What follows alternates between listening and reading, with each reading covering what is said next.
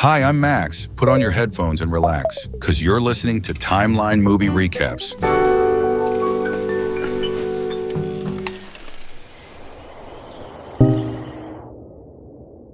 Renaissance Europe, a time when the church had unchecked power, fancy robes, and absolutely no sense of moderation. Meanwhile, the rest of the world dying. Black Death swept through cities like a brutal editor, cutting lives short and plot lines even shorter. Now, what you're about to see is fiction. I repeat, fiction. So if things get a little barbaric, just remember, it's a film, not your church newsletter.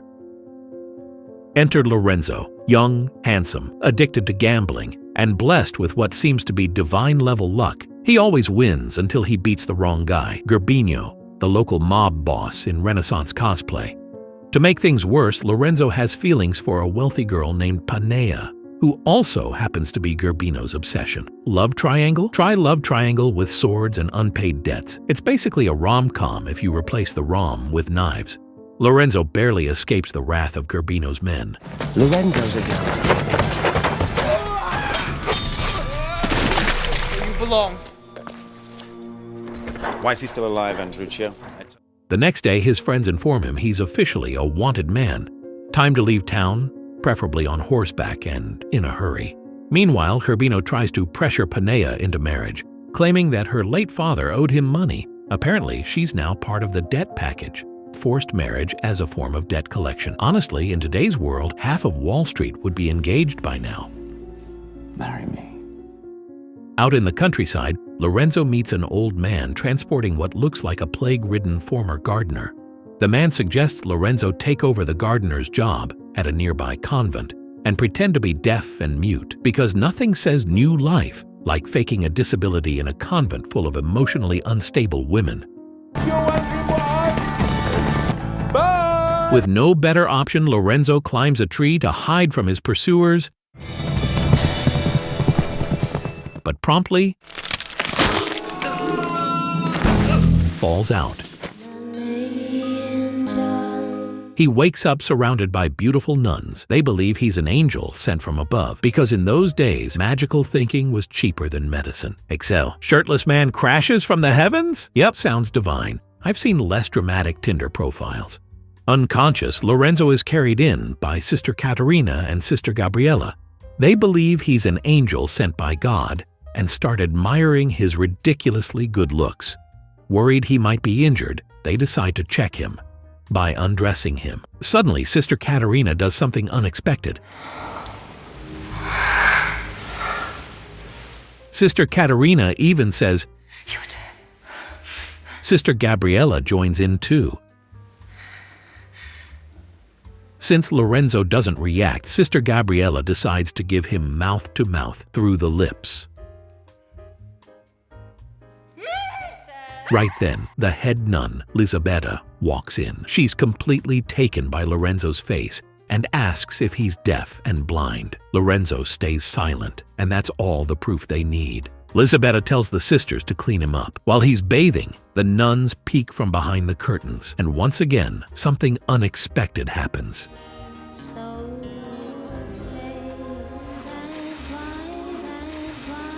Yep, they end up getting in the water with him. They said clean him up, not jump in like it's medieval hot girl summer meets accidental baptism.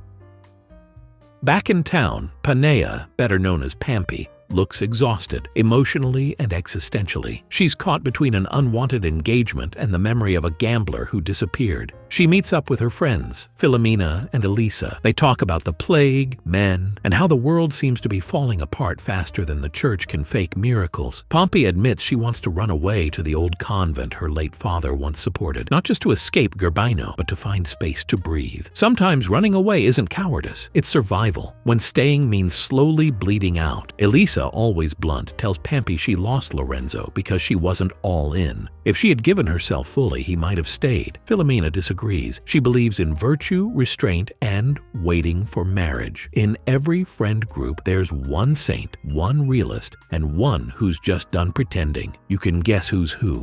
Suddenly, Gerbino and his men show up. He warns everyone about the spread of the plague and casually threatens to kill Lorenzo on sight. I've seen guys like this, loud, entitled, dead behind the eyes. They don't want love, they want control dressed like romance. Afraid and cornered, Pampy makes her choice. She'll become a nun, not out of devotion, but protection. Her friends decide to follow soon after. But since there's no Google Maps in medieval Italy, they rely on intuition and rumors. Navigation back then was 80% gossip, 20% hoping the trees look familiar. When Pampy arrives at the convent, she's given a robe and a new name. It's meant to be a cleansing ritual, but nothing about her feels clean, just numb. Later, while adjusting her habit, she glimpses a familiar face, Lorenzo. The other nuns tell her he's the deaf-mute gardener, sent from heaven. She doesn't speak, she doesn't breathe, but inside her, everything starts burning. The next morning, Lorenzo's back in the garden, doing his usual silent act. One of the nuns, the one who already had her turn, calls him over and basically invites him for a quick round in the bushes. Unfortunately, Pampy sees it all from a distance, and just like that, the illusion shatters. Some heartbreaks don't scream, they just quietly rewrite how you see someone. Elsewhere, Gerbino is practicing his swordplay like some medieval influencer. Suddenly, a young nobleman arrives, Count. Gerbino sizes him up, sees the silk, the manners, the clean hands, and assumes Count is not the kind of man you stab without consequences. So he plays along, says Pampy no longer lives there. Count, undeterred, gets her location from a talkative maid. No security system is stronger than a bored servant with too much tea to spill. Back to Lorenzo. Just finished another quiet day in the garden. 2 nuns show up, bringing food and drinks. But let's be honest, that's not why they're here. Word got around about the bush situation with the other sister, and well, now it's their turn. Lorenzo's still sticking to the whole deaf-mute act until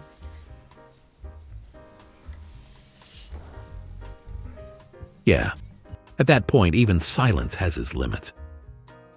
He came to the convent to hide, ended up running a full-time healing ministry. All right, honest moment. If you were Lorenzo, would you keep the act going? Type "stay quiet" if you'd fake it till it really makes it, or run for your life if you'd grab your pants and get out. And hey, 99% watch, almost none subscribe. Not guilt, not pressure, just a reminder. If you felt anything, hit the button. Let's see where this goes.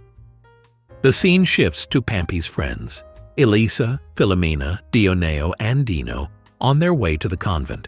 While walking, Filomena proudly announces that she and Dioneo have never slept together. "We're saving ourselves," she says, holding her head high. Dioneo? He looks less enthusiastic. As the group moves ahead, Dioneo and Dino fall behind. That's when 2 village girls show up, playful and flirty, offering something they call fresh and sweet. The guys follow. Curiosity wins.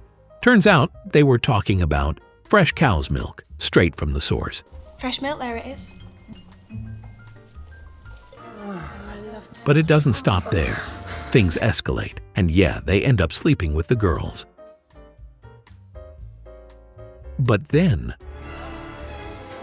suddenly, Filomena walks in and catches them red-handed.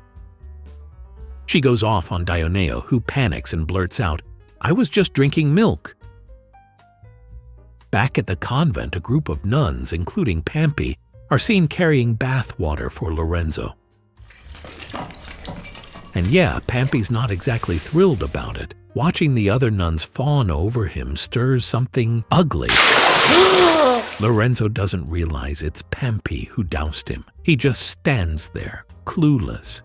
After the bath, things get even messier. Lorenzo is brought straight to the abbess's private quarters, and let's be honest, it's pretty obvious what's about to happen next. I mean, I get it. Sometimes life throws you a blessing, and sometimes it just throws you into someone's bed.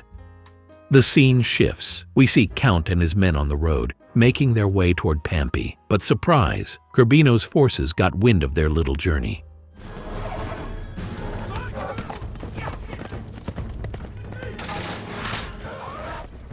Fortunately for Count, he has a secret weapon. Turns out not everyone back then knew about firearms. And Count? He's not here to play fair.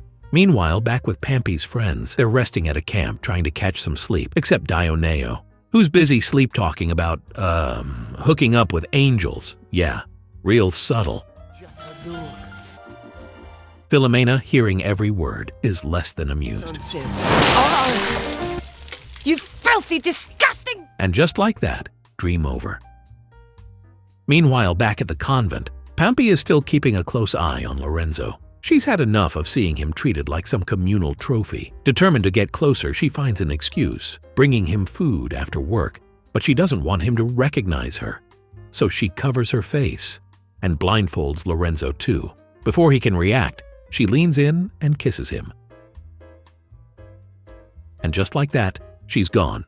No words, no games, no anything else, leaving Lorenzo confused, breathless, and very curious about the mysterious nun who didn't stick around. No names, no promises, just a kiss and a lifetime of emotional damage. Classic. Philomena's had enough. She punishes Dioneo by making him walk alone.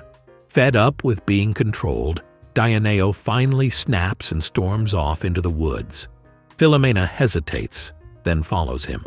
In the middle of the forest, she catches up and tries to make peace, talking about wanting something real, something serious. But Dioneo finally speaks his truth. He's been holding back for too long, and as a grown man with normal urges, he's just exhausted. Things get quiet. Philomena leans in, gently brushes her lips against his. The air shifts. Maybe it's guilt, maybe it's some rogue demon whispering in their ears. Either way, they lose control.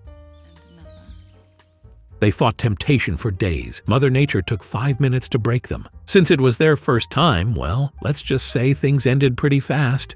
Philomena pulls back, confused, looking at her hand like, what the hell is this disgusting sticky mess? But before she can even process it, they're ambushed by forest bandits, dragged off and taken to the bandits' hideout. And surprise, their friends are already there, tied up like prizes. Yes, even Elisa, the bandit leader, creepy and way too confident, tells Philomena and Eliza that if they want to be treated like queens, they'll have to satisfy his desires. Philomena, she rejects him instantly. No hesitation, no games. But Eliza plays it differently. She looks interested, dangerously interested. She slowly approaches the bandit leader. And then she starts teasing him.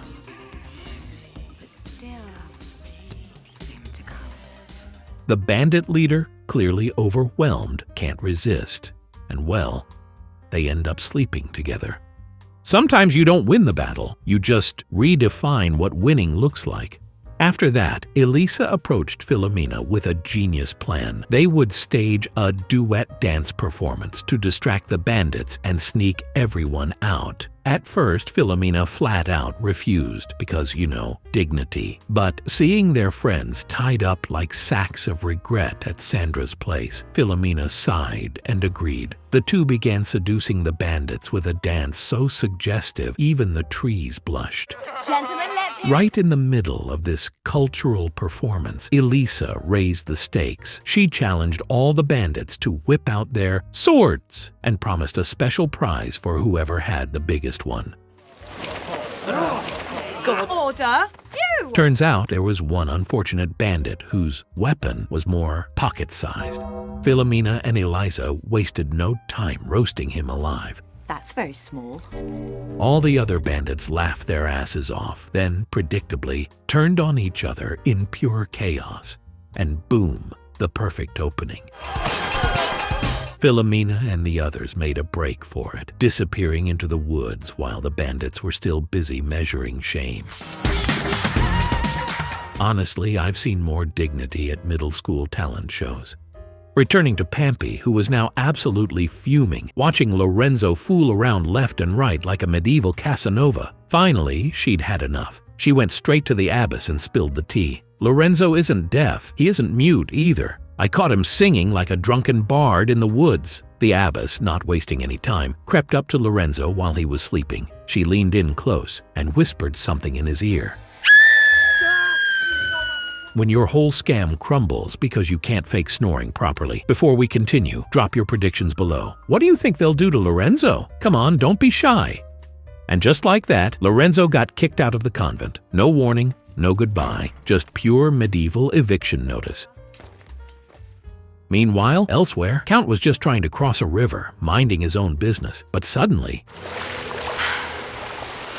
he stumbled upon a woman bathing in the water. It was Elisa. They struck up a conversation, and it didn't take a genius to see the sparks flying between them. Count casually mentioned that he was on his way to a marriage arrangement. Elisa, smiling mischievously, said she was too. Somewhere between flirtation and confusion, Count became absolutely convinced that this radiant river goddess was none other than Pampy, the woman he had been searching for. He leaned in, hopeful, and asked, "Are you Pampy?" Elisa didn't answer, not with words anyway. Instead, with the subtlety of a drunk hurricane, she rose from the river, wearing absolutely nothing.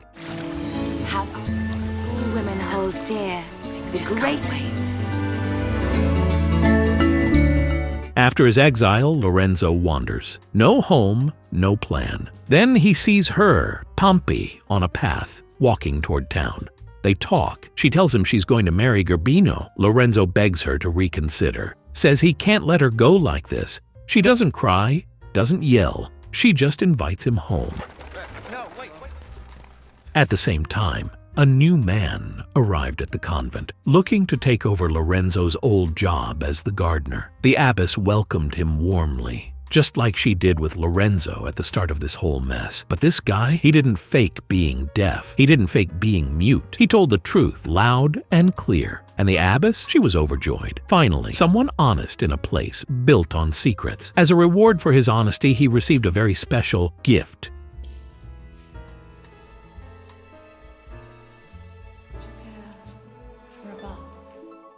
Lie about your sins, get kicked out, confess everything, get a free spa day. Back to Lorenzo and Pampy. They finally arrived at Pampy's family estate, and Lorenzo instantly felt out of place. The walls were too clean, the air was too rich, the future plans way too depressing, especially after hearing that Pampy was set to marry Gerbino. Feeling small and utterly defeated, Lorenzo turned to leave. But Pampy stopped him, softly asking him to stay just one more night. During dinner, the tension thick enough to cut with a dull spoon, Lorenzo finally opened up. He spoke of a mysterious nun he had fallen for at the convent, someone who made him feel safe, at peace. He didn't mention names. He didn't have to. Pampy listened, heart pounding, realizing that he was describing her. With a sudden surge of courage, she confessed, "If you truly remember that moment, maybe you can prove it." She leaned in close, letting Lorenzo read her lips, just like back at the convent. And then, bam! Gerbino and his goons kicked the door open because apparently romance has a hitman now. Seeing Lorenzo daring to even breathe near Pampy, Gerbino flew into a rage. He was ready to gut Lorenzo on the spot. But Pampy intervenes. She makes a deal. She'll marry Gerbino, only if Lorenzo is set free. After Lorenzo was thrown into the dungeon, Pampy, boiling with rage, demanded Gerbino to release him immediately. Only then, she said, would she summon the priest for their wedding. And once Lorenzo was finally freed, surprise, the priest turned out to be none other than the same guy who replaced Lorenzo as the new gardener at the convent. Pampy and Gerbino proceeded to do their confession counseling with the priest. You know, as per medieval wedding protocols nobody asked for. Pampy went first. She explained her true feelings, that she was deeply in love with Lorenzo and desperately wanted a way out of marrying Gerbino. The fake priest, trying not to visibly cringe, advised her to stay with Gerbino anyway. Pampy, cornered, hesitated. Please. Seriously? Therapists say trust the process. They never mention the process might suck.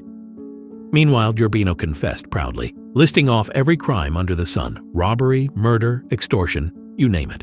Hearing all that, the priest realized he needed to pull something out of his blessed backside. Fast. So he proposed a condition. If you want to marry Pampy, you must abstain from any physical activities for 30 days to cleanse your soul from your sins. And it's stupid. Gerbino agreed, through gritted teeth and possibly internal bleeding. 30 days without sex might as well have sentenced him to death right there.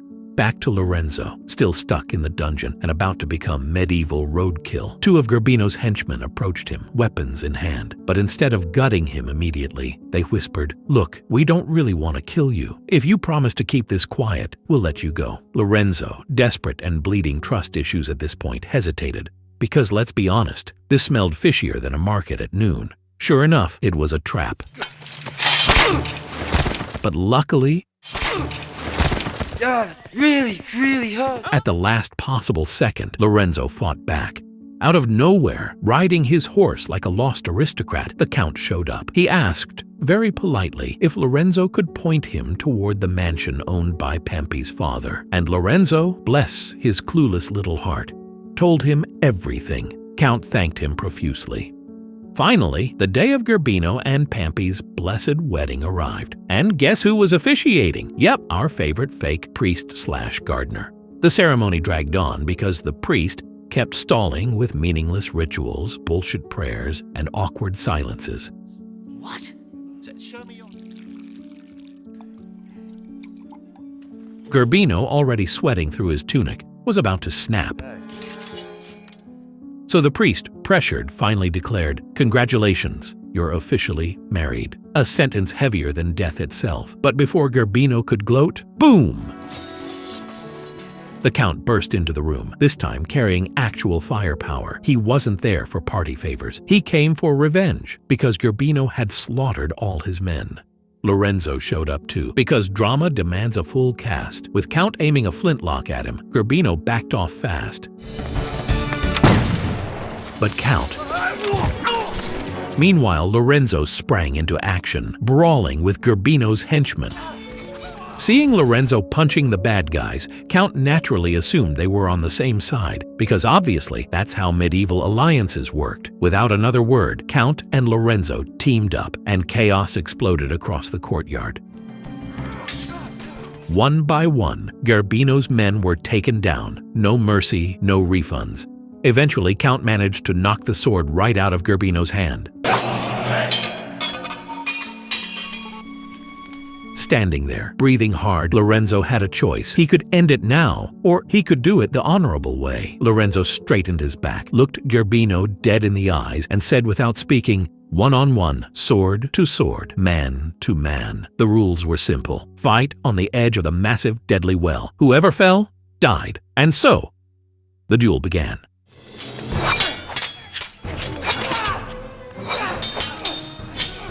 Until finally, Shit! Gerbino lost his footing. Pampy, technically married for about the length of a TikTok video, was now a widow. She rushed toward the chaos. Count, ever the opportunist, immediately dropped to one knee. "Marry me." Pampy smiled politely and rejected him, gently but firmly. Count's face collapsed faster than Gerbino into that well. Confused, devastated, he looked closer at her and realized this wasn't the woman from the river. It clicked. The real woman, the one he truly fell for, was standing behind her. Lisa. Without missing a beat, Count turned to Elisa. They locked eyes, and in the messiest, most passionate way possible, they swapped spit like the world was ending. Meanwhile, Lorenzo, misunderstanding everything because he's Lorenzo, had already wandered off alone. Pampy saw him leave, and she ran after him. The film closes on Pampy, finally ready to choose her own future, and the man she loves. No lies, no debts, no fake vows, just 2 broken people choosing each other anyway. Sometimes the real happily ever after is just surviving everything long enough to love again. What's the lesson here? Pretend long enough, and maybe you'll survive. Lorenzo wasn't a hero. He was scared, lost, making it up as he went, and somehow that was enough. Maybe that's what life is. Not being perfect, not having all the answers, just waking up, choosing to keep going, choosing to be seen even when it terrifies you. If you've ever faked a smile, stayed when you should have left, felt invisible even when you're surrounded by people, then yeah, you're not alone. The broken parts of you are not a weakness. They're proof you're still fighting. Maybe the real victory isn't winning. It's surviving with your heart still a little bit open. So don't wait for the perfect moment. It doesn't exist. Start anyway. Messy, afraid, half-finished. Start anyway. If you stayed till now, thank you. Not because I need validation. Okay, maybe a little. But because broken people telling broken stories to other broken people, maybe that's what keeps us going. Drop a thought. Confess your chaos. Request a film that hit you where it hurts. Like if you cried. Subscribe if you believe in messy second chances. I'm Max Sinclair. I watch. I overthink. So you don't have to. See you next story.